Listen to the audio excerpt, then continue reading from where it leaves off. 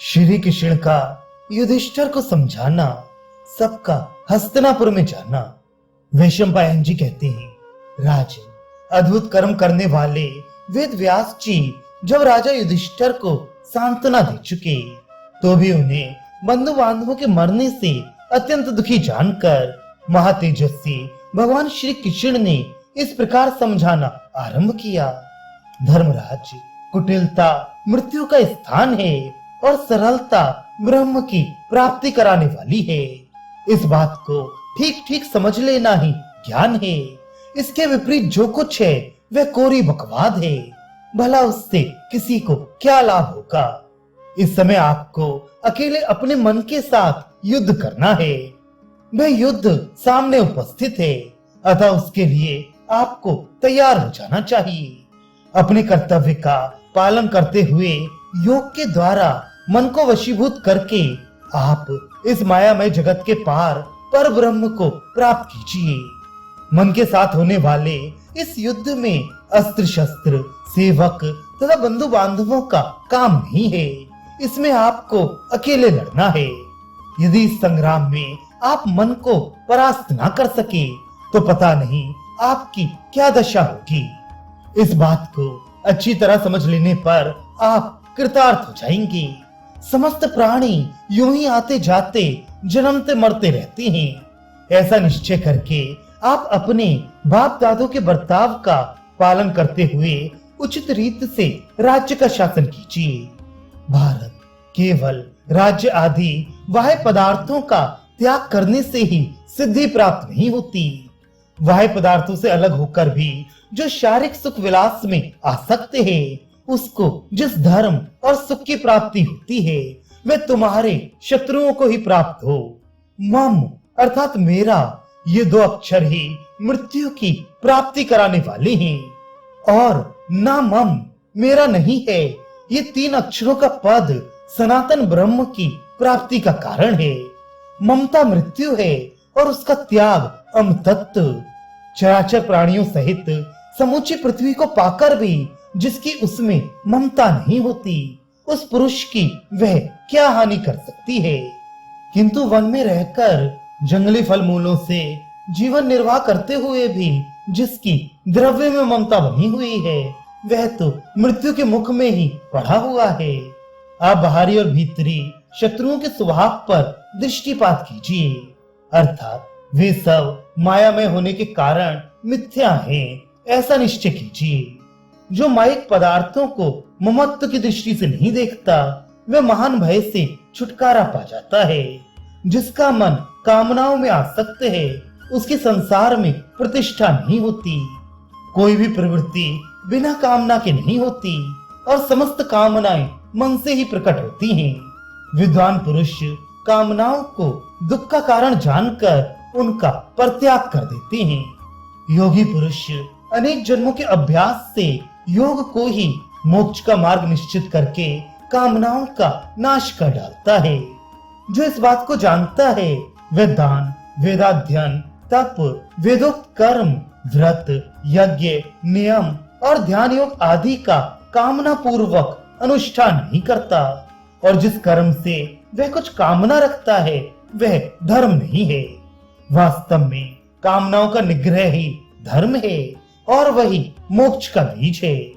इस विषय में प्राचीन बातों के जानकार विद्वान काम गीता के नाम से प्रसिद्ध एक प्राचीन गाथा का वर्णन किया करते हैं। उसे मैं आपको सुनाता हूँ। कामना कहती है, कोई भी प्राणी वास्तविक उपाय, निर्ममता और योगाभ्यास का आश्रय लिए बिना मेरा नाश नहीं कर सकता। जो मनुष्य अपने में अस्त्र बल की अधिकता का अनुभव करके मुझे नष्ट करने का प्रयत्न करता है, उसके उस अस्त्र बल में मैं अभिमान के रूप में प्रकट होती हूँ। जो नाना प्रकार की दक्षिणा वाले यज्ञों द्वारा मुझे मारने का उद्योग करता है, उसके चित्त में मैं वैसे ही उत्पन्न होती हूँ जैसे उत्तम योनियों में धर्मात्मा। जो वेद और वेदांत के स्वाध्याय रूप साधनों के द्वारा मुझे दबाने की कोशिश करता है, उसके मन में मैं स्थावर प्राणियों में जीवात्मा की भांति अव्यक्त रूप से निवास करती हूँ।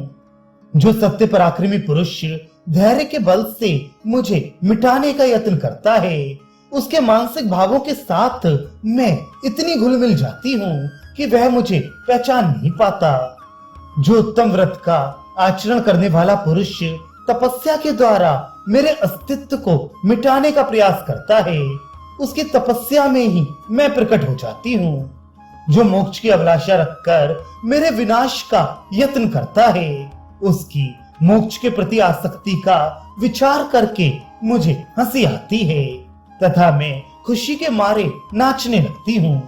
मैं प्राणियों के लिए अवध्य एवं सदा रहने वाली हूँ। इसलिए राजन, आप भी नाना प्रकार की दक्षिणा वाले यज्ञों के द्वारा अपनी कामना को धर्म में लगा दीजिए। ऐसा करने से आपका अविश सिद्ध होगा। विधि के अनुसार पर्याप्त दक्षिणा देकर आप अश्वमेध तथा अन्य यज्ञों का अनुष्ठान कीजिए। इससे आपको इस लोक में उत्तम कीर्ति और परलोक में श्रेष्ठ गति प्राप्त होगी। वैशंपायन जी कहते हैं, राजन, इस प्रकार भगवान श्री कृष्ण वेद व्यास, देवस्थान, नारद, भीम, अर्जुन, नकुल, सहदेव, द्रौपदी तथा अन्य श्रेष्ठ पुरुषों और शास्त्रवेत्ता ब्राह्मणों के समझाने बुझाने पर युधिष्ठिर का शोक जनित दुख दूर हुआ और उन्होंने मानसिक चिंता छोड़कर देवताओं तथा ब्राह्मणों का पूजन किया। तदनंतर मरे हुए बंधु बांधवों का श्राद्ध करके वे समुद्र पर्यंत पृथ्वी का राज्य करने लगे।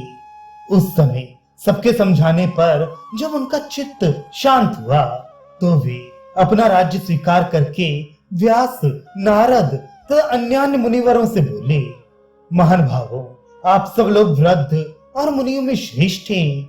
आपकी बातों से मुझे बड़ी सांत्वना मिली है। अब मेरे मन में तनिक भी दुख नहीं है। इधर पर्याप्त धन भी मिल गया, जिससे मैं भली भांति देवताओं का यजन कर सकूंगा। अब आप लोगों के ही सामने यज्ञ आरंभ करूंगा। पितामह व्यास जी, हम लोग आपकी ही रक्षा में रहकर हिमालय पर्वत पर चलेंगे। सुना जाता है वहां का प्रदेश अनेकों आश्चर्यजनक दृश्यों से भरा हुआ है। आपने, देवऋषि नारद ने तथा मुनिवर देवस्थान ने बहुत सी अद्भुत बातें बताई हैं जो मेरा कल्याण करने वाली हैं। महान सौभाग्यशाली पुरुष को छोड़कर दूसरे किसी को संकट के समय आप जैसे साधु सम्मानित हितैषी गुरुजनों का दर्शन सुलभ नहीं होता। राजा युधिष्ठिर के इस प्रकार कृतज्ञता प्रकट करने पर सभी महर्षि बहुत प्रसन्न हुए और युधिष्ठिर, श्री कृष्ण तथा अर्जुन की अनुमति लेकर वे सबके देखते देखते वहां से अंतर्धान हो गए। इस प्रकार सभी पांडव भीष्म की मृत्यु के बाद शौच कार्य संपन्न करते हुए कुछ काल तक वहीं रहे। उन्होंने भीष्म और कर्ण आदि कुरुवंशियों के निमित्त और दैहिक क्रिया श्राद्ध में ब्राह्मणों को बड़े बड़े दान दिए। तत्पश्चात सबने हस्तिनापुर में प्रवेश किया और धर्मात्मा युधिष्ठिर प्रज्ञाचक्षु राजा धृतराष्ट्र को सांत्वना देकर भाइयों सहित पृथ्वी का राज्य करने लगे।